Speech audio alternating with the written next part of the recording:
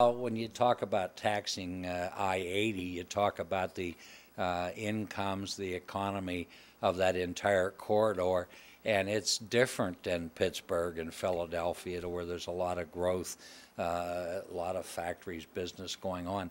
So it has a different impact. And the biggest thing about the tolling of I-80 was the money, a large portion of it would go to the mass transit systems that help Allegheny County and Philadelphia. It's just not right, and the impact is extremely bad. And I think when we talked about it before, the economy hadn't even turned to the level it is now. And what's happening with the feds not making a decision, growth along 80 has really stopped, because people that might have had an interest to come here, obviously they're not making that decision, because it talks about trucks, and in many businesses you're talking about increases in the hundreds of thousands of dollars a year, if not millions.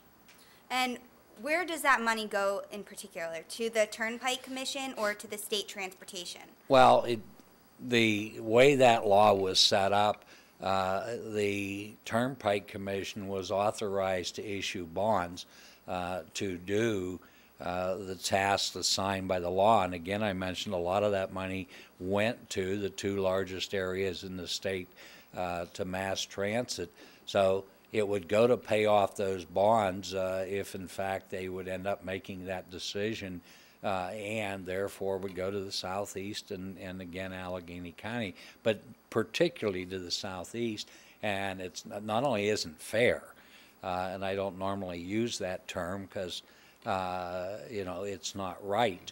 And we have massive infrastructure concerns and problems, and we should be addressing those.